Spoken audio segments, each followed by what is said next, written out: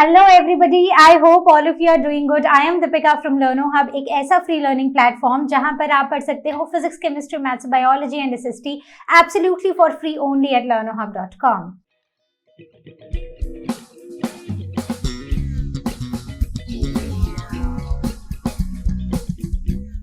तो ये सेशन हमारे प्रीवियस सेशन का ही कंटिन्यूएशन है, जहां पर हम अपने चैप्टर इंडिया ज्योग्राफिकल फीचर्स को ही कंटिन्यू करने वाले हैं और साथ ही साथ कंक्लूड करने वाले हैं।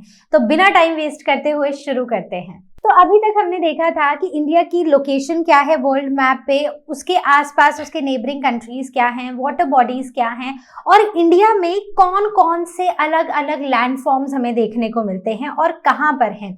तो अब लैंडफॉर्म्स तक हम पढ़ चुके हैं। अब बारी है ये डिस्कस करने की कि इंडिया का क्लाइमेट कैसा रहता है, इंडिया में सीजन्स क्या है और इंडिया की नेचुरल वेजिटेशन कैसी है। तो ये तीनों ही चीज़ें आपस में कनेक्टेड हैं। तो बहुत इंपॉर्टेंट है कि आप इसमें हर एक पॉइंट को बस अच्छे से समझ लो। आप सुनोगे, अच्छे से समझोगे और आप अपने वर्ड्स में आराम से लिख सकते हो। तो शुरू करते हैं सबसे पहले क्लाइमेट के साथ। तो अब अगर हम इंडिया को देखें तो इंडिया एक बहुत ही वास्ट कंट्री है, बहुत बड़ा कंट्री है, जो नॉर्थ से साउथ तक और ईस्ट से वेस्ट तक काफी फैला हुआ है। तो इस पूरे रीजन में इंडिया में अलग अलग तरह के क्लाइमेट्स देखने को मिलते हैं। मतलब ऐसा नहीं है कि पूरा इंडिया गर्म रहता है या पूरा ही ठंडा रहता है या पूरा ही टेम्परेट टाइप ऑफ क्लाइमेट रहता है। तो अगर हम साउथ की तरफ आएंगे तो साउथ में है ट्रॉपिकल क्लाइमेट। ट्रॉपिकल क्लाइमेट मतलब एक ऐसा क्लाइमेट जहां पर गरम सा रहता है, गर्मी सी रहती है। अगर नॉर्थ की तरफ जाएंगे, स्पेशली हिमालयन रीजन में, तो वहां पर एल्पाइन क्लाइमेट होता है। कौन सा क्लाइमेट? एल्पाइन क्लाइमेट मतलब एक ऐसा क्लाइमेट जो माउंटेन्स और हिल्स के पास होता है, जो ठंडा होता है। इन हिमालय से थोड़ा नीचे आओगे तो आपको टेम्परेट क्लाइमेट देखने को मिलेगा। मतलब एक ऐसा क्लाइमेट जो कि ना बहुत गर्म है ना बहुत ठंडा है। ठीक है, तो जब सर्दियां आती हैं नॉर्दर्न हेमिस्फीयर में तो ये ठंडा हो जाता है, और जब गर्मी आती हैं तो ये गर्म हो जाता है। तो मतलब हर extreme type of climate almost हमें यहाँ पर देखने को मिलता है। तो this is influenced by Himalayas, Thar deserts and oceans. तो इंडिया का जो पूरा क्लाइमेट है वो तीन चीजों से इन्फ्लुएंस होता है। पहले हैं हिमालयाज, जो कि इस तरफ से आने वाली कोल्ड विंड्स को, जिन्हें हम कबैटिक विंड्स भी बुलाते हैं, ठीक है, कैटाबैटिक विंड्स भी बुलाते हैं, उनसे बचाता है। तो कैटाबैटिक विंड्स बेसिकली ऐसी ठंडी ठंडी हवाएं होती हैं जो स्नो माउंटेन से या ग्लेशियर से चलती हैं नीचे वाले रीजन्स की तरफ। तो जब ये नीचे आते, क्योंकि हमने पढ़ा है फिजिक्स में भी हमने पढ़ा है कि ये जो गर्म हवाएं होती है ना, ये इनका जो वेट होता है वो कम होता है, तो ये ऊपर की तरफ उठती हैं, और जो ठंडी हवा होती है, जो कोल्ड विंड्स होती हैं, ये भारी होती हैं, इसलिए ये नीचे की तरफ आती हैं ग्रेविटी की वजह से। तो कबैटिक विंड्स क्योंकि कोल्ड विंड्स होती हैं और ये आती हैं ऊपर पोलर रीजन की तरफ से। अब बीच में है हिमालयाज, तो हिमालयाज इन कबैटिक विंड्स को रोक देते हैं, और इस वजह से इंडिया का क्लाइमेट बहुत ठंडा नहीं है। इंडिया में बहुत ज़्यादा ठंड नहीं पड़ती है, एक्सेप्ट फॉर द रीजन्स जो कि इधर नॉर्थ की तरफ हैं, जहां पर हिमालयाज है, जहां पर माउंटेन्स हैं।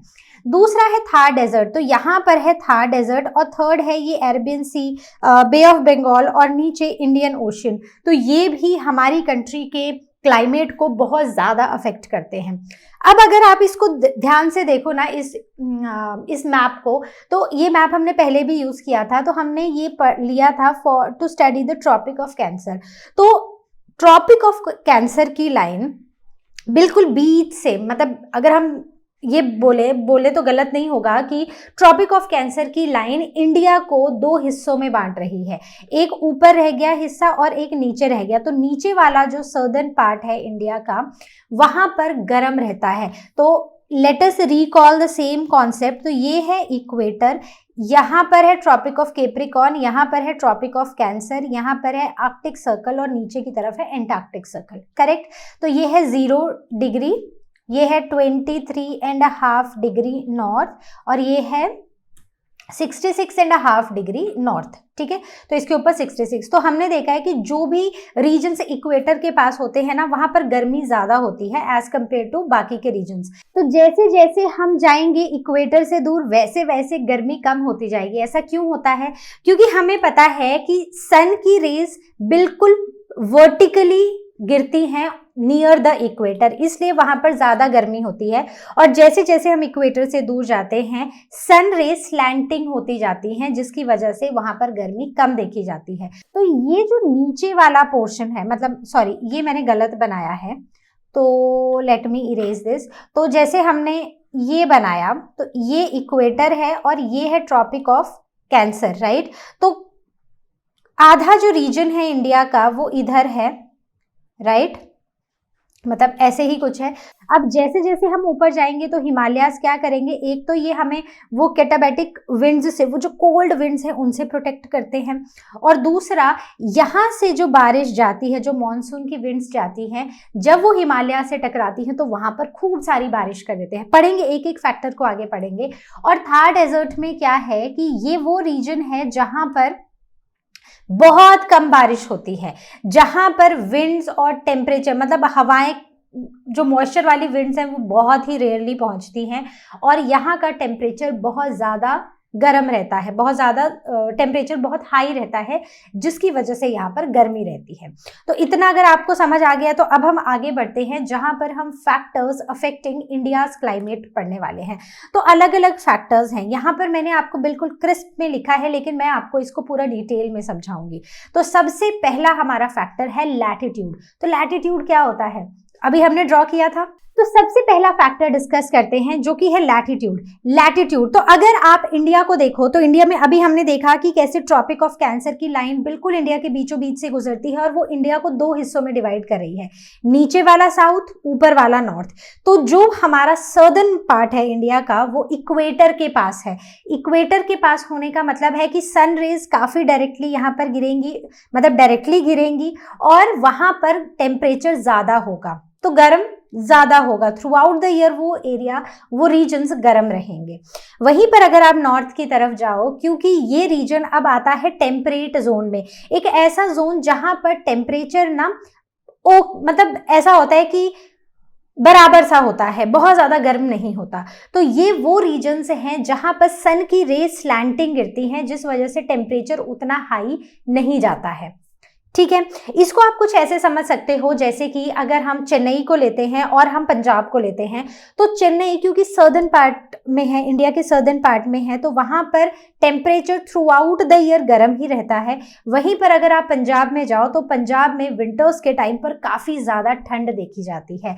तो बस यही है कि सर्दर्न पार्ट ऑफ इंडिया में गर्मी ज़्यादा होती है, और क्योंकि वो इक्वेटर के पास है, और नॉर्दर्न पार्ट ऑफ इंडिया क्योंकि वो इक्वेटर से दूर है, वो ट्रॉपिक ऑफ कैंसर से पोलर रीजन की तरफ है, तो वहां पर गर्मी थोड़ी, वहां पर विंटर्स में काफी ज्यादा ठंड देखी जाती है। Now we will be talking about the second factor जो कि है डिस्टेंस फ्रॉम द सी। तो सी से डिस्टेंस होने से क्या होता है, तो अब जैसे हम इंडिया का नीचे वाला पोर्शन देखते हैं, एक तरफ है अरेबियन सी, एक तरफ है बे ऑफ बंगाल, और नीचे है इंडियन ओशन। तो समुद्र या सी का पास होना ना क्लाइमेट को बहुत ज्यादा अफेक्ट करता है। कैसे करता है, इनका ना हमेशा एक मॉडरेटिंग इफेक्ट रहता है। हवाएं जो है वो समुद्र से ठंडी ठंडी हवाएं आती हैं लैंड की तरफ, और टेम्परेचर को ना ऑलमोस्ट ऐसे ना बराबर सा बना के रखती हैं, ना बहुत ज़्यादा गर्म ना बहुत ज़्यादा ठंडा। तो मतलब थ्रू आउट द ईयर एक बैलेंस्ड सा आपको क्लाइमेट देखने को मिलेगा, एक जैसा ही क्लाइमेट देखने को मिलेगा। तो जैसे कि आप मुंबई को ले लो, आप चेन्नई को ले लो, आप केरला को ले लो, कोची को ले लो, तो ये सारे वो रीजन्स हैं जो समुद्र के पास हैं। तो यहाँ पर climate through out the year same रहेगा, जिसे हम मैरीटाइम क्लाइमेट बुलाते हैं। वहीं पर जैसे ही हम ऊपर की तरफ जाएंगे, मतलब कि जैसे ही हम इस सी वाले रीजन से दूर जाएंगे, आप दिल्ली चले गए, आप लखनऊ चले गए, तो ये रीजन सी से काफ़ी दूर है, तो यहाँ पर गर्मियों में बहुत ज़्यादा गर्मी और सर्दियों में बहुत ज़्यादा ठंडी देखी जाती है। मतलब गर्मियों में इतनी ज़्यादा गर्मी होती है कि टॉलरेट करना मुश्किल हो जाता है, और सर्दियाँ इतनी ठंडी होती हैं कि वहाँ पर बहुत ज़्यादा ठंड लगती है। तो इस क्लाइमेट को हम कहते हैं कॉन्टिनेंटल टाइप क्लाइमेट। क्या बुलाते हैं, कॉन्टिनेंटल टाइप क्लाइमेट। तो नेक्स्ट हमारा फैक्टर है ऑल्टीट्यूड, यानी कि height from the sea level. तो सी लेवल से कोई भी जगह कितनी ऊंची है वो भी क्लाइमेट को अफेक्ट करती है। जैसे कि अगर हम पहाड़ों में जाते हैं तो कैसा फील होता है, ठंडी लगती है ना। तो एग्जैक्टली जैसे जैसे हम ऊपर जाते जाते हैं, जैसे जैसे हम सी लेवल से ऊपर जाते जाते हैं, टेम्परेचर कम होता जाता है। और साइंटिफिकली ये देखा गया है कि हर 1000 मीटर पर 6.5 डिग्री सेल्सियस टेम्परेचर कम होता है। मतलब हर 1000 मीटर आप ऊपर चढ़ोगे तो 6.5 डिग्री टेम्परेचर कम हो जाएगा, फिर से 1000 मीटर आप ऊपर जाओगे तो और 6.5 डिग्री टेम्परेचर कम हो जाएगा। तो इसका एक एग्जाम्पल ले सकते हैं, जैसे लुधियाना और शिमला। तो शिमला क्योंकि हिल्स पर है, शिमला का ऑल्टीट्यूड ज़्यादा है as compare to Ludhiana, correct. तो शिमला में ठंडी रहती है। इवन अगर आप गर्मियों में भी जाओगे, गर्मियों की छुट्टियां मनाने भी जाओगे, तो भी आपको पहाड़ों में गर्मी के टाइम पर भी थोड़ी ठंडी हवा आपको वहां पर मिलेगी। लेकिन लुधियाना गर्मियों में बहुत ज़्यादा गर्म होता है। तो जितना ज़्यादा ऑल्टीट्यूड उतना ही टेम्परेचर कम होता जाएगा। तो जैसे हमने देखा कि इंडिया इवन दो टेम्परेचर थोड़ा एवरेज रहता है, लेकिन हिमालयाज में ठंड ज़्यादा रहती है। इवन समर्स में भी वहाँ पर ठंडी ठंडी हवाएं चलती रहती हैं। तो अब हम बात करते हैं रिलीफ फीचर्स के बारे में। रिलीफ फीचर्स मतलब माउंटेन्स, हिल्स और फिजिकल लैंडस्केप की।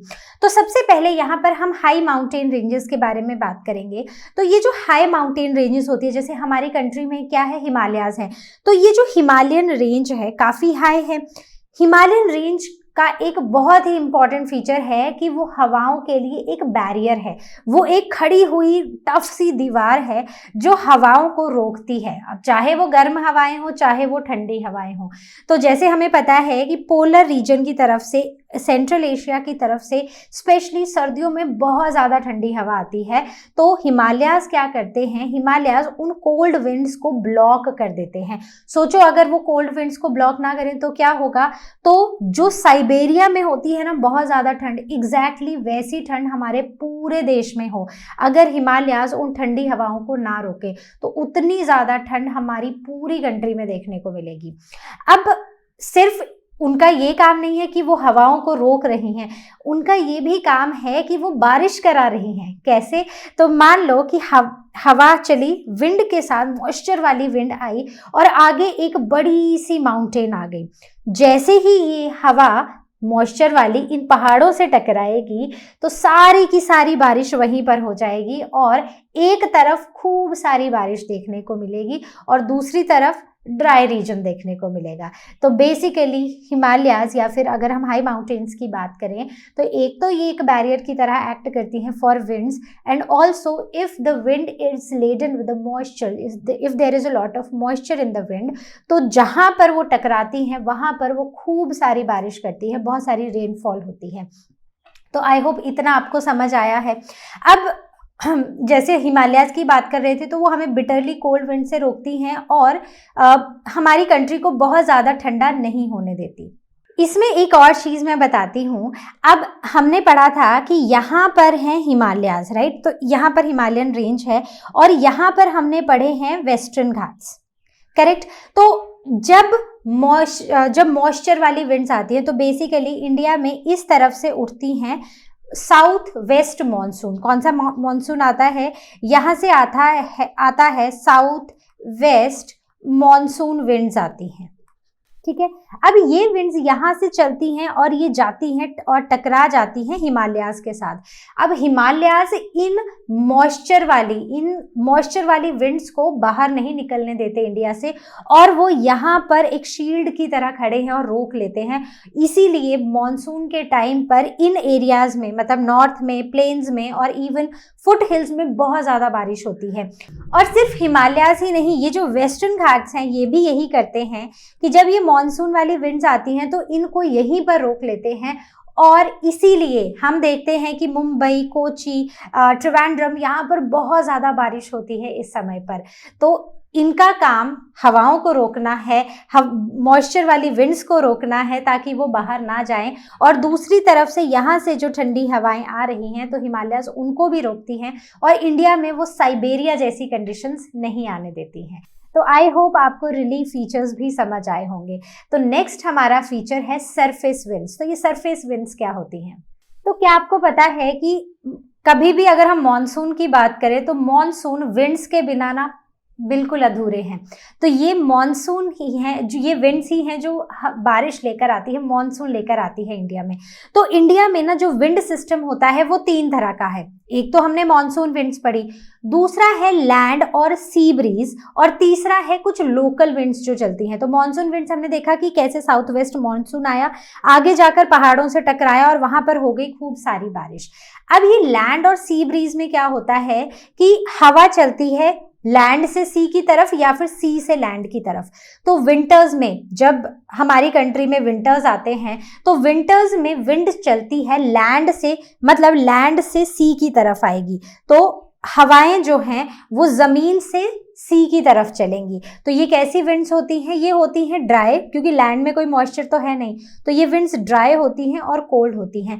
वहीं पर समर्स में उल्टा हो जाता है। तो समर्स में क्या होता है, हवा चलती है सी से लैंड की तरफ। तो जब सी से लैंड की तरफ आएगी, अब सी से क्या हो रहा है, पानी भी तो इवेपोरेट हो रहा है, तो जो सी के ऊपर हवा होगी उसमें बहुत सारा मॉइस्चर होगा और ये सी से लैंड की तरफ विंड्स आएंगी और ये मॉइस्चर वाली होंगी। So they will be hot but they will be wet.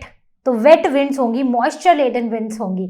तो जब ये विंड्स आएंगी तो ये अपने साथ खूब सारा मॉइस्चर लेकर आएंगी। और हमने इंडिया में देखा है कि जून जुलाई के टाइम पर बहुत सारी बारिश होती है। वो क्यों होती है? क्योंकि उस समय इंडिया में समर्स होते हैं और समर्स के टाइम पर सी से लैंड की तरफ हवा चलती है जिसमें खूब सारा मॉइस्चर होता है, और जब ये हमारे पहाड़ों से टकराती हैं तो खूब सारी बारिश कर देती हैं।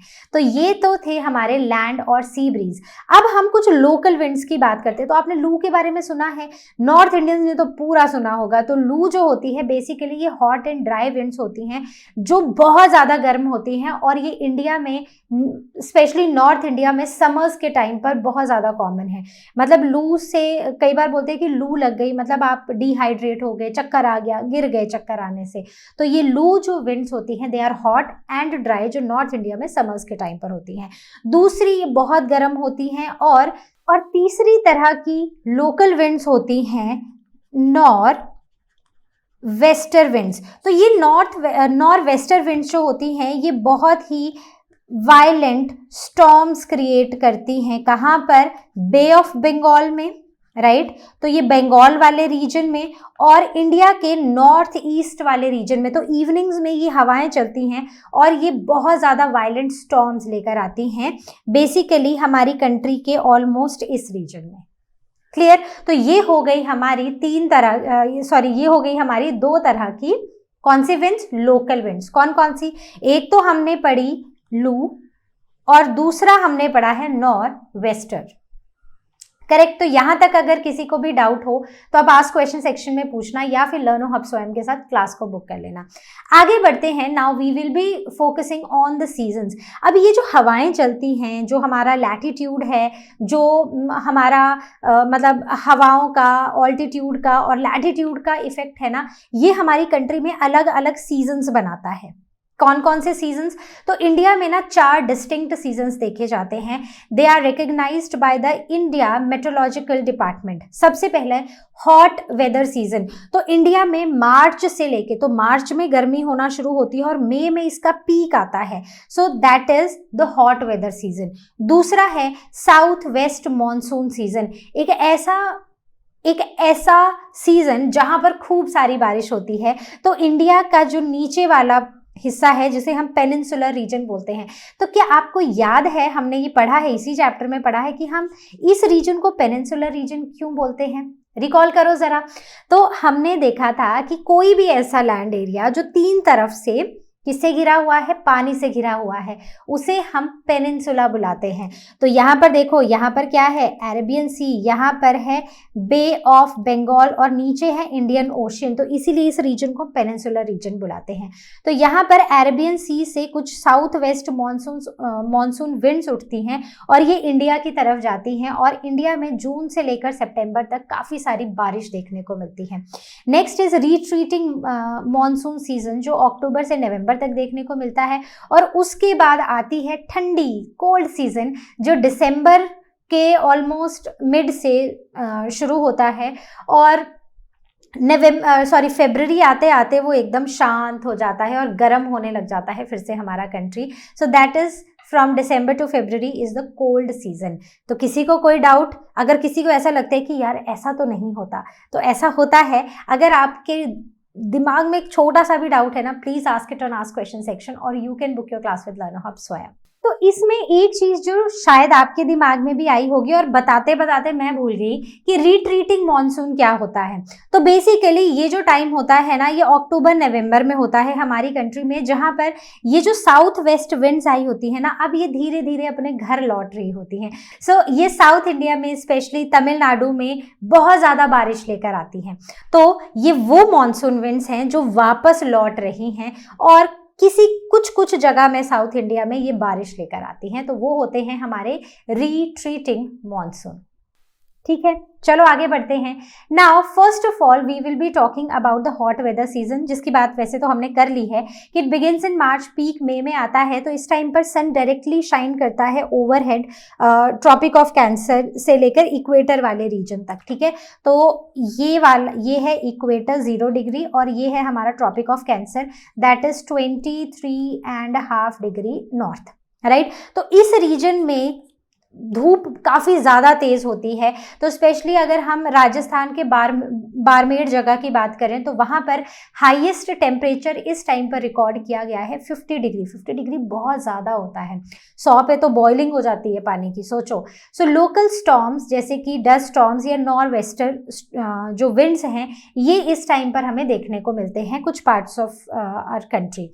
Now the south west monsoon season, तो ये शुरू होता है अब जून से और सितंबर तक खत्म होता है। So this includes the differential heat, जिसमें लो प्रेशर बनता है over the land and high pressure over the sea. तो लैंड के ऊपर प्रेशर कम हो जाता है और सी में प्रेशर ज्यादा हो जाता है। तो बताओ अब क्या होगा, अब हवाएं कहाँ से कहाँ को चलेंगी? सीधी सी बात है, सी से लैंड की तरफ चलेंगी। ठीक है, और कैसी होंगी?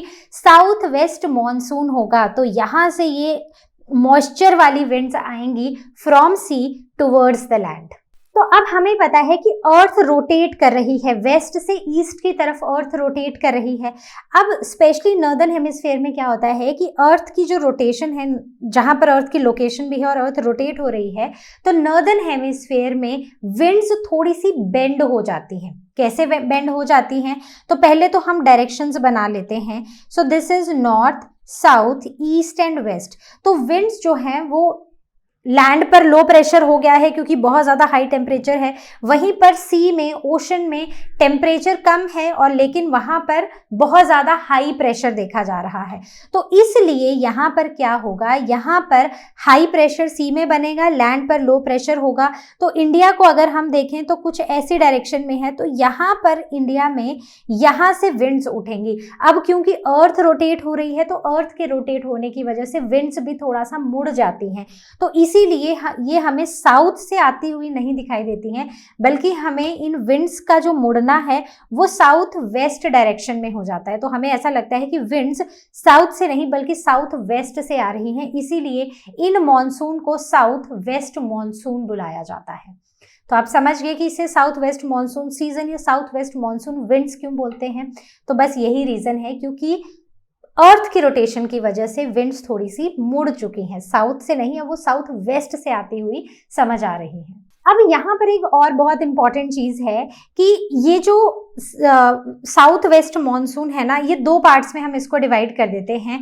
सबसे पहला है अरेबियन सी और दूसरा है बे ऑफ बंगाल। तो एक हवाएं जो हैं वो यहाँ पर अरेबियन सी से उठती हैं जो इंडिया के वेस्टर्न घाट्स को हिट करती हैं। तो बेसिकली जो इंडिया का वेस्टर्न पार्ट है ना उसको हिट करती हैं और वहाँ पर खूब सारी बारिश होती है on the windward side and weak on the leeward side. तो विंडवर्ड साइड और लीवर्ड साइड क्या होता है, तो जैसे एक बड़ा सा पहाड़ है, यहाँ से मॉनसून विंड्स आई और यहाँ पर खूब सारी बारिश हो गई। So this is said to be the windward side, और इसकी ऑपोजिट वाली साइड जहाँ पर बारिश कम होती है उसे हम लीवर्ड साइड बुलाते हैं। ठीक है, तो अरेबियन सी जो है वो वेस्टर्न घाट, मतलब ये मुंबई, केरला, यहाँ पर खूब सारी बारिश लेकर आता है। वहीं पर सेम मॉनसून का इफेक्ट होता है, लो प्रेशर बनता है लैंड पर और हाई प्रेशर होता है बे ऑफ बंगाल में। तो बे ऑफ बंगाल से ये हवाएं चलती हैं बहुत ही स्ट्रॉन्ग और वो वेस्टवर्ड डिफ्लेक्ट होती हैं और वो नॉर्थ ईस्ट की हिल्स में और ईस्टर्न इंडिया में बहुत ही ज़्यादा हैवी रेन्स लेकर आती हैं। तो बात क्लियर हो गई। तो एक तरफ को तो बारिश आ रही है अरेबियन सी से और दूसरी तरफ को आ रही है बे ऑफ बंगाल से। तो पूरे इंडिया को इस तरह ये मॉनसून्स कवर करते हैं। और होता क्या है कि जब जुलाई का मिड जैसा आता है तब टेम्परेचर बहुत ज़्यादा बढ़ जाता है और उस टाइम पर लैंड पर बहुत लो प्रेशर हो जाता है और लो प्रेशर होने की वजह से एकदम से मॉनसून विंड्स आती हैं और मॉनसून बर्स्ट कर जाते हैं, जिसे हम क्या बुलाते हैं, जिसे हम बुलाते हैं मॉनसून बर्स्ट। तो आता है मॉनसून और एकदम गुस्से में सारा पानी दे जाता है, करेक्ट। तो अब हम आते हैं रिट्रीटिंग मॉनसून की तरफ। तो मतलब वो मॉनसून जो धीरे धीरे हमें गुड बाय बोल रहे होते हैं, तो इंडिया को धीरे धीरे गुड बाय कहने वाले मॉनसून हैं। तो हमने देखा है कि कैसे मिड जून में जब बहुत ज़्यादा गर्मी हो जाती है हमारी कंट्री में, तो लैंड का प्रेशर काफ़ी लो हो जाता है, वहीं पर सी प्रेशर काफ़ी हाई होता है। तो सी से हवा चलती है लैंड की तरफ और खूब सारी बारिश लेकर आती है और इसे हम साउथ वेस्ट मॉनसून बुलाते हैं, करेक्ट। अब बाय द एंड ऑफ सितंबर, जैसे लेट सितंबर के टाइम पर क्या होता है, अब 2-3 महीने से बारिश हो रही है और टेम्परेचर जो है अब वो थोड़ा कम होने लगता है और प्रेशर थोड़ा बढ़ने लगता है, ठीक है। तो टेम्परेचर कम होने लगेगा, उतनी गर्मी नहीं रहेगी और प्रेशर थोड़ा बढ़ने लगेगा। तो इसकी वजह से अब ये जो मॉनसून विंड्स है ना, ये विड्रॉ करने लगती हैं। तो ये अब वहाँ से वापस जाने लगती हैं और वापस जाते टाइम ये कहीं कहीं पर थोड़ी बहुत बारिश ले आती हैं। So they start from late September to November and winds withdraw from north to south. So ये विंड्स कैसे वापस आती हैं, साउथ से नॉर्थ की तरफ को जाती हैं लेकिन वापस उल्टा ही आएंगी, राइट। वो अपना पाथ को रिट्रेस करेंगी। सो नॉर्थ से साउथ ये मॉनसून विंड्स वापस जाती हैं and they bring rain to Tamil Nadu and coastal Andhra. तो तमिलनाडु के एरियाज में और आंध्रा के कोस्टल एरियाज में बारिश लेकर आती हैं। They are also associated with cyclones and low pressure system. कैसे होता है मैं अभी बताती हूँ। देखो, सबसे पहले हम ये डिस्कस करते हैं कि मिड सितंबर में क्या होता है। तो ये जो रिट्रीटिंग मॉनसून है ना, ये एकदम से सब जगह ऐसा नहीं होता कि अभी इसने देखा कि अच्छा प्रेशर बढ़ रहा है, टेम्परेचर कम हो रहा है तो चलो निकल चले सब जगह से, नहीं। ये धीरे धीरे विड्रॉ करता है। जैसे मिड सितंबर में ये पंजाब को, पीबी मतलब पंजाब को छोड़ देता है। फिर हम पहुंचते हैं लेट अक्टूबर में। तो लेट अक्टूबर में जो गंगा डेल्टा है वहां से ये निकल जाता है and by the end of early November, तो by the end of the early November ये साउथ इंडिया तक निकल जाता है, ठीक है। और बीच बीच में तमिलनाडु और कोस्टल आंध्रा में बारिश हो जाती है। अब होता क्या है कि जब ये वाला मॉनसून यहाँ से निकल रहा होता है ना, वहीं पर एक और मॉनसून की एंट्री हो रही होती है और वो है नॉर्थ ईस्ट मॉनसून विंड्स की। अब तो एक जा रहा है, एक आ रहा है, दोनों ही मॉनसून विंड्स हैं, तो क्या होगा, आपस में टकरा जाएंगी और कई बार इनके टकराने से, इन दोनों विंड्स के टकराने से साइक्लोन्स आ जाते हैं। तो ये हमें देखने को मिलते हैं ईस्ट कोस्ट में। तो इस साइक्लोन की वजह से बारिश भी होती है और काफ़ी भयंकर साइक्लोन्स भी हमें इस टाइम पर, मतलब नवंबर के टाइम पर हमें देखने को मिलते हैं अपने कंट्री के ईस्टर्न साइड पे, ईस्टर्न कोस्ट पर। तो बात समझ आ गई। ये जो लाइन यहाँ पर लिखी है, क्या आपको इसका मतलब समझ आया है? That they are also associated with cyclones and low pressure systems. Okay, तो कोई भी डाउट हो आपको पता है कहाँ आना है, या तो आस्क क्वेश्चन सेक्शन में पूछना है या फिर लर्नो हब स्वयं में क्लास को बुक करना है। तो अब हम बात करने वाले हैं कोल्ड वेदर सीजन की। तो एग्जैक्टली कोल्ड वेदर सीजन कब से कब होता है? तो it is from December to February. तो इस टाइम पर क्या होता है कि अब सन की पोजीशन ना सर्दर्न हेमिस्फीयर की तरफ शिफ्ट हो चुकी है और नॉर्दर्न हेमिस्फीयर अब धीरे धीरे ठंडा होने लग जाता है। स्पेशली इंडिया के जो नॉर्दर्न पार्ट्स हैं, जैसे नॉर्दर्न प्लेन्स हैं और जो हिल्स वाला एरिया है, वो ठंडा होने लग जाता है क्योंकि टेम्परेचर ड्रॉप होता है। क्यों होता है? क्योंकि सन जो है अब वो सर्दर्न हेमिस्फीयर की तरफ शिफ्ट हो चुका है। तो नॉर्थ इंडिया में अगर हम देखें तो जनवरी सबसे ठंडा महीना होता है। अगर हम इसको कंपेयर करें सर्दर्न इंडिया के साथ, तो सर्दर्न इंडिया कंपैरिजन में वार्म होता है। यहाँ पर डेज वार्म होते हैं नॉर्थ इंडिया में और नाइट्स काफ़ी ज़्यादा ठंडी होती हैं, और इसे हम डायूरनल रेंज ऑफ टेम्परेचर बुलाते हैं, मतलब जहाँ पर दिन और रात के टेम्परेचर में काफ़ी ज़्यादा फर्क होता है। तो इस सीज़न में नॉर्थ के जो हिमालयन रीजन हैं, जैसे कि शिमला है, मनाली है, ऊपर लेह लद्दाख है, जम्मू कश्मीर है, वहाँ पर स्नोफॉल तक होता है, और इंडिया के नॉर्दर्न पार्ट्स में। और वहीं पर अगर हम प्लेन्स की बात करें तो प्लेन्स में क्लियर स्काई है, प्रेशर हाई है और लो ह्यूमिडिटी होती है। अब अगर आगे बात करें तो कभी कभी ऐसा होता है कि मौसम को ना एक डिस्टर्ब करने को ही आ जाता है, जिसे हम वेस्टर्न डिस्टर्बेंस कहते हैं। तो वेस्टर्न डिस्टर्बेंस कहाँ होती है? मेडिटेरेनियन सी से होती है। मेडिटेरेनियन सी कहाँ था? याद करो, क्लास 7 में हमने पढ़े हैं यूरोप कॉन्टिनेंट और अफ्रीका भी पढ़ा है, राइट। तो अफ्रीका और यूरोप के बीच में एक सी है जिसे हम मेडिटेरेनियन सी बुलाते हैं। तो वहाँ से वेस्टर्न डिस्टर्बेंस आती है, और वो ऊपर वाले जो रीजन्स हैं, जो हमारे हाई माउंटेनियस रीजन्स हैं, वहाँ पर बारिश और स्नोफॉल। और वहीं पर नीचे की तरफ आओ, अगर आप पंजाब, यूपी, राजस्थान में आओ, तो वहाँ पर बारिश लेकर आते हैं। तो ये वेस्टर्न डिस्टर्बेंस कभी कभी इस पूरे सिस्टम को डिस्टर्ब करने आ जाती है। तो ये रेनफॉल काफ़ी इंपॉर्टेंट होती है हमारे लिए, क्योंकि ये वो समय है जब राबी क्रॉप्स ग्रो कर रही होती है, स्पेशली वीट। तो हमारे लिए वेस्टर्न डिस्टर्बेंस का आना डिस्टर्बेंस नहीं, बट एक बहुत ही अच्छा साइन है, जिससे हमारी क्रॉप्स अच्छी होती हैं।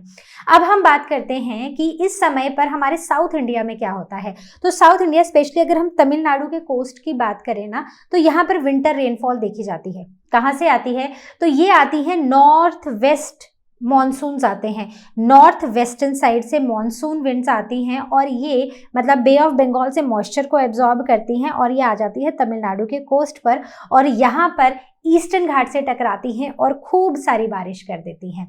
तो ये था कि कैसे हमारा विंटर्स, जिसे हम मतलब कोल्ड सीजन बोलते हैं इंडिया में, उसमें नॉर्थ और साउथ में, ईस्ट वेस्ट में क्या होता है। सो आई होप ये चीज़ आपको क्लियर हो गई है। तो अब बात करते हैं डिस्ट्रीब्यूशन ऑफ रेनफॉल। तो इंडिया में रेनफॉल अनइवनली डिस्ट्रीब्यूटेड है, मतलब कुछ रीजन्स हैं जहाँ बहुत सारी बारिश होती है, कुछ है जहाँ पर बहुत ही कम बारिश होती है। जैसे अगर हम गुजरात, राजस्थान की बात करें तो वो जनरली ड्राई रीजन्स रहते हैं। वहीं पर आप बिहार की बात करो, असम की बात करो, यहाँ पर फ्लड लाइक सिचुएशंस हमें देखने को मिलती हैं। तो इसीलिए हम इसे अनइवन रेनफॉल डिस्ट्रीब्यूशन बुलाते हैं, और रेनफॉल मोस्टली समर्स में होती है। और इंडिया के लिए रेनफॉल का जो सोर्स है दैट इज मॉनसून विंड्स। तो मॉनसून विंड्स ही इंडिया में बारिश लेकर आती हैं। तो अब अगर हम देखें तो कहाँ कहाँ कैसी कैसी बारिश होती है, जैसे बहुत हैवी बारिश वाले रीजन्स भी देखे जाते हैं जहाँ पर 200 सेंटीमीटर से ज़्यादा की बारिश होती है, स्पेशली वेस्टर्न घाट्स और north eastern part of India में। तो मतलब कि अगर मैं इसको ड्रॉ करूँ तो ये वाला रीजन और यहाँ पर ये वाला जो हमारा कंट्री का रीजन है नॉर्थ ईस्ट वाला। Then heavy that is from 100 to 200, तो ये गंगा के प्लेन्स में, हिमालयाज में और नॉर्थ ईस्ट के कुछ स्टेट्स में होती हैं। मॉडरेट 50 to 100 सेंटीमीटर जहाँ पर Punjab, Haryana, Tamil Nadu and parts of Deccan प्लेटू। तो डेक्कन प्लेटू के कुछ पार्ट्स में हमें मॉडरेट रेनफॉल देखनी पड़ती है। डेक्कन प्लेटू कहाँ है? हमने पढ़ा है। तो यहाँ पर एक नर्मदा रिवर है, नर्मदा रिवर के नीचे एक प्लेटू है और एक ऊपर प्लेटू है। ऊपर वाला सेंट्रल हाईलैंड्स है और नीचे वाला है डेक्कन प्लेटू। सो स्कैंटी रेनफॉल मतलब यहाँ पर बहुत ही कम रेनफॉल देखी जाती है, लेस देन 50 सेंटीमीटर। तो ये राजस्थान में, गुजरात के नॉर्दर्न पार्ट में और इवन लद्दाख में। तो ये वो रीजन्स हैं जहाँ बहुत कम बारिश देखी जाती है। आगे बढ़ते हैं, अगर हम की कैरेक्टरिस्टिक्स की बात करें इंडियन मानसून की, तो मानसून मोस्टली समर्स में आते हैं और इंडिया के मानसून ना विंड्स पे डिपेंड करते हैं। तो ये काफ़ी इरेटिक है और अनप्रिडिक्टेबल है और अनइवन है। तो कुछ टाइम ऐसा होगा जब बहुत ज़्यादा बारिश होगी, फिर बारिश नहीं होगी। So uneven across the time and space. तो कहीं पर बहुत ज़्यादा बारिश है, कहीं पर बहुत कम बारिश है। बट अगर हम अपनी कंट्री की बात करें तो हमारी कंट्री का एग्रीकल्चर और हमारी कंट्री की इकोनॉमी डिपेंड करती है इन मॉनसून्स पे। और एक और चीज़ मैं बता दूं कि हमारा जो कंट्री है वो उसमें ना पानी की कमी देखी जाती है, रहती है पानी की कमी। क्यों रहती है? ऑल्दो मॉनसून्स आते हैं, लेकिन मॉनसून ना कुछ जैसे मिड जून से मिड सितंबर तक आएंगे। तो ये 3-4 महीने ही सिर्फ बारिश रहती है और उसके सिवा जितना भी टाइम है इंडिया में वो सारा का सारा ड्राई निकल जाता है। तो इस वजह से इंडिया में पानी की कमी, वाटर शॉर्टेज देखी जाती है। तो आई होप ये आपको की कैरेक्टरिस्टिक्स भी समझ आए होंगे। Now we will be talking about the natural vegetation in India. तो climate, seasons, rainfall and natural vegetation ये सब लिंक्ड हैं। तो इंडिया की जो नेचुरल वेजिटेशन है उसको हम 5 हिस्सों में डिवाइड करते हैं बेस्ड ऑन वहाँ का क्लाइमेट क्या है, बेस्ड ऑन वहाँ पर सॉइल कैसी है और वहाँ का ऑल्टीट्यूड कैसा है, वो सी लेवल से कितना ऊपर है या सी लेवल के कितना पास है। तो सबसे पहले हैं ट्रॉपिकल रेन फॉरेस्ट। तो इन्हें ट्रॉपिकल एवरग्रीन फॉरेस्ट भी बोलते हैं। तो एक तो ये ट्रॉपिकल रीजन में है, ठीक है, कहाँ पर, इक्वेटर और ट्रॉपिक ऑफ कैंसर के बीच वाला रीजन, ठीक है। कौन सा रीजन, इक्वेटर और ये वाला, इस वाले रीजन में। और यहाँ के जो ट्रीज हैं वो एवरग्रीन रहते हैं, मतलब trees through out the year आपको ग्रीन ही मिलेंगे। ऐसा नहीं होगा कि वो पतझड़ का मौसम आएगा और सारे के सारे पत्ते झड़ जाएंगे, तो ऐसा नहीं होगा। तो मोस्टली यहाँ पर 200 सेंटीमीटर से ज़्यादा ही रेनफॉल होती है। तो ये वो एरियाज हैं जहाँ पर हैवी रेनफॉल देखी जाती है। दूसरा, वेस्टर्न घाट्स रीजन में नॉर्थ ईस्टर्न स्टेट जैसे अरुणाचल प्रदेश, मेघालय, असम और नागालैंड में बहुत ज़्यादा बारिश होती है। Then Terai region of Himalayas and Andaman and Nicobar islands, तो ये वो रीजन्स हैं जो ट्रॉपिकल रेन फॉरेस्ट वाले रीजन्स हैं। ट्रॉपिकल रेन फॉरेस्ट वाले रीजन्स काफ़ी डेंस होते हैं, बहुत लंबे लंबे एवरग्रीन ट्रीज होते हैं। मतलब पत्ते तो झड़ेंगे, ऐसा नहीं है कि इनके पत्ते नहीं झड़ेंगे, वो जो एक प्लांट्स का पूरा प्रोसेस है अपने से वेस्ट को बाहर निकालने का, वो सब यहाँ पर होगा। लेकिन इससे पहले कि एक पत्ता झड़ा कोई नया आ गया और झड़ा कोई नया पत्ता आ गया, तो इससे क्या होता है कि थ्रू आउट द ईयर हमें ट्रीज ग्रीन ही देखने को मिलते हैं, वो कभी भी मतलब एकदम वो बॉल्ड नहीं हो जाते हैं। Then the thick undergrowth देखने को मिलती है यहाँ पर। तो फॉरेस्ट के नीचे जो फॉरेस्ट का कवर है, जो लैंड है, वो भी काफ़ी थिक होती है और वहाँ भी काफ़ी ग्रीन देखने को मिलता है। Now example, ebony, mahogany, rosewood and cinchona. So these are the different trees. तो अब वो पार्ट आ गया है जहाँ पर कुछ कुछ चीज़ें याद रखनी है। अभी तक वो था जहाँ पर समझना था, अब याद रखनी है। Now coming on to the tropical deciduous forest और द मॉनसून फॉरेस्ट। मतलब वो फॉरेस्ट, मतलब वो एरियाज जो कि मॉनसून के टाइम पर जब बारिश होती है तो बहुत ज़्यादा ग्रीन होते हैं और ये डेसिडुअस फॉरेस्ट्स हैं। मतलब एक समय ऐसा आएगा जब सारे पत्ते झड़ जाएंगे और नए पत्ते आने में अभी टाइम होगा। तो थ्रू आउट द ईयर हमें पेड़ ग्रीन नहीं देखने को मिलेंगे, ठीक है। सो रेनफॉल मॉइस्ट डेसिडुअस जो होते हैं वहाँ पर 100 to 200 होती है और ड्राई वाले में 50 to 100 सेंटीमीटर रेनफॉल देखी जाती है। रीजन जैसे lower Himalayan slopes, Deccan, central Deccan plateau, states like West Bengal, Bihar, Orissa, Chhattisgarh, Madhya Pradesh, Jharkhand, Punjab, Haryana, parts of UP, Maharashtra, Karnataka and Rajasthan. तो ये कुछ नाम हैं जो आपको थोड़े से याद रखने पड़ेंगे, ठीक है। अब यहाँ के जो ट्रीज हैं उनकी कैरेक्टरिस्टिक्स क्या होती हैं कि वो ड्राई सीजन में अपने लीव्स को शेड कर देते हैं, ठीक है। Example, teak, sal, bamboo, pole ash, blue gum, sandalwood and arjun. So these are the examples, very important, तो याद रखना है।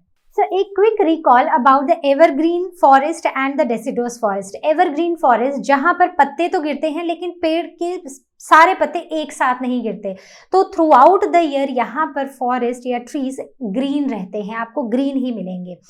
डेसिडुअस फॉरेस्ट, ऐसे फॉरेस्ट जहाँ पर एक टाइम ऐसा आता है ऑटम सीजन या ड्राई सीजन जहाँ पर सारे पत्ते गिर जाते हैं और वो एक ऐसा समय होता है जहाँ पर पेड़ों के ऊपर पत्ते नहीं होते और पेड़ हमें ग्रीन नहीं देखने को मिलते। तो फॉरेस्ट्स जो हैं इस सीजन में, ड्राई सीजन में ग्रीन नहीं होते हैं। तो एक और इंटरेस्टिंग क्वेश्चन पूछूं, ये जो डेसिडुअस ट्रीज होते हैं ये अपने पत्तों को ड्राई सीजन में ही क्यों गिराते हैं? सोचो। वो इसलिए क्योंकि ड्राई सीजन में पानी की कमी होती है और लीव्स जितनी ज़्यादा होंगी उतने ज़्यादा स्टोमेटा होंगे, जितने ज़्यादा ये स्टोमेटल पोर्स होंगे उतनी ही ज़्यादा इवेपोरेशन होगी। तो पानी का लॉस बचाने के लिए ट्रीज अपने लीव्स को शेड कर देते हैं और जितना भी पानी होता है उनको रूट्स में या फिर ट्रंक में स्टोर करके रखते हैं ताकि उन ड्राई सीजन्स में वो खुद को सरवाइव करा सकें। तो अब हम एक ऐसी वेजिटेशन या एक ऐसे फॉरेस्ट की बात करने वाले हैं जो बहुत ही टफ ड्राई कंडीशंस में खुद को सरवाइव कर लेती है। तो ये है हमारे थॉर्न फॉरेस्ट या थॉर्नी वेजिटेशन, जो कि डेजर्ट में या ड्राई कंडीशंस में, एरिड कंडीशंस में खुद को सरवाइव कराने में सक्षम होती हैं। ठीक है, तो यहाँ पर ये रीजन्स वो रीजन्स होते हैं जहाँ पर ड्राई कंडीशंस होती हैं, मतलब जहाँ पर बारिश काफ़ी कम देखी जाती है, जैसे कि Rajasthan, Gujarat, Punjab, Haryana and there are parts of Madhya Pradesh. तो यहाँ पर क्या होता है कि जो ट्रीज होते हैं या जो प्लांट्स होते हैं, जो वेजिटेशन होती है, वो खुद को ड्राई कंडीशंस के लिए अडेप्ट करती हैं। जैसे कि सैंड बाइंडिंग ग्रासेस होते हैं, मतलब ऐसे ग्रासेस जो सैंड को टाइटली बाइंड करके रखते हैं ताकि मिट्टी ना उड़े। दूसरा, इनकी जो रूट्स होते हैं वो बहुत डीप इनटू द सॉइल जाते हैं ताकि वो अंडरग्राउंड वाटर को एब्जॉर्ब कर सकें। तीसरा, इनकी स्टेम बहुत ज़्यादा थिक होती है ताकि स्टोमेटा ना हो, और स्टोमेटा भी कम होते हैं या नहीं होते हैं ताकि पानी का जो लॉस है वो उसको कंजर्व कर सकें। तो एग्जैक्टली हमने पढ़ा है डेजर्ट प्लांट्स की अडेप्टेशंस के बारे में, राइट। तो डेजर्ट प्लांट्स की जो अडेप्टेशंस होती हैं, एग्जैक्टली वही पॉइंट्स आपको यहाँ पर मेंशन करने हैं। तो ये ऐसे प्लांट्स होते हैं जो खुद को ड्राई कंडीशंस में रखने, सर्वाइव करने में केपेबल होते हैं। क्यों? क्योंकि उनकी अडेप्टेशंस वैसी होती हैं, और साथ ही साथ इन रीजन्स में जहाँ पर बारिश कम होती है वहाँ पर प्लांट्स एक दूसरे के पास पास नहीं उगते हैं, काफ़ी दूर दूर होते हैं। ठीक है, काफी डिस्टेंस पे आपको प्लांट्स देखने को मिलेंगे। लीव्स जो होती हैं वो कुछ ऐसी होती हैं, कैसी, थॉर्न्स जैसी, कांटों जैसी लीव्स होती हैं, जिसकी वजह से उन लीव्स में स्टोमेटा नहीं होता है, और स्टोमेटा नहीं होगा तो वाटर लॉस भी नहीं होगा, राइट। तो आई होप इतना क्लियर हुआ है। Now the characteristic scattered vegetation, जैसे अभी मैंने बात की, थॉर्नी बुशेस होती हैं, लॉन्ग रूट्स और फ्लैशी स्टेम होती है। एग्जाम्पल, एकेशिया, बाबुल, खजूर, इंडियन वाइल्ड डेट, जिसे हम इंडियन वाइल्ड डेट बुलाते हैं, और कीकर। So these are certain examples of thorny forest plants के। नाउ द टाइडल फॉरेस्ट और द मैनग्रूव फॉरेस्ट, तो यहाँ पर रेनफॉल या कंडीशंस कैसी होती हैं? तो बेसिकली कोस्टल रीजन वाले एरियाज होते हैं जहाँ पर हमें टाइडल फॉरेस्ट या मैनग्रूव फॉरेस्ट देखने को मिलते हैं, जहाँ पर हाई टाइड्स होती हैं और पानी सेलाइन होता है, सॉल्टी वाटर होता है। रीजन्स गंगा, ब्रह्मपुत्रा, महानदी, गोदावरी, कृष्णा, कावेरी के डेल्टास पर, और Sundarbans in West Bengal. Characteristics, dense mangrove growth और एरियल रूट्स, राइट। तो एरियल रूट्स होती हैं प्लांट्स में, जैसे कि सुंदरी, होगला, घरन, घेवा, गोलपटा एंड पसुर। तो वर्ड मैनग्रूव का मतलब होता है कि ऐसे पेड़ पौधे जो कि सी के किनारे उगते हैं, मतलब सॉल्टी वाटर में उगते हैं, तो उन्हें हम मैनग्रूव ट्रीज या बुलाते हैं, और जब ये बहुत सारे पेड़ होते हैं तो ये मैनग्रोव्स फॉरेस्ट बन जाते हैं। ठीक है, तो अच्छा अब बात करते हैं last type of natural vegetation in India, that is the mountain forest. तो हमने माउंटेन की फॉरेस्ट की तो अभी तक बात ही नहीं की। तो इनका जो ऑल्टीट्यूड और जोन होता है वो बहुत ज़्यादा होता है, मतलब सी से काफ़ी ऊपर, अप टू 1500 मीटर तक ये हमें देखने को मिलते हैं। साल, टीक, बैम्बू होते हैं, और जो 1500 से 3500 मीटर तक होते हैं वो होते हैं okay, pine, fir, deodar, spruce and cedar. And those who are even beyond 3500 metre वो है rhododendrons, junipers, alpine, grasslands. So these are the some of the forest जो कि ऑल्टीट्यूड के हिसाब से होते हैं। तो सब एग्जाम्पल्स पता होने चाहिए। कहाँ मिलेंगे? वहीं जहाँ पहाड़ होंगे, ऊंचे ऊंचे पहाड़, जैसे कि जम्मू एंड कश्मीर, हिमाचल, उत्तराखंड, सिक्किम और नॉर्थ हिल्स में, नॉर्थ हिल्स की स्लोप्स में। So this was all from our today session. I hope आपको पूरा ही चैप्टर बहुत अच्छे से समझ आया है। ये चैप्टर खत्म हो चुका है। अब इस चैप्टर को अच्छे से पढ़ना, कोई भी डाउट होगा आज क्वेश्चन सेक्शन पे पूछना, या फिर लर्नो हब स्वयं के साथ क्लास को बुक कर लेना। I will see you next time with the next chapter. Till then you all take care, and as you all know LearnoHub मतलब फ्री है पर बेस्ट है।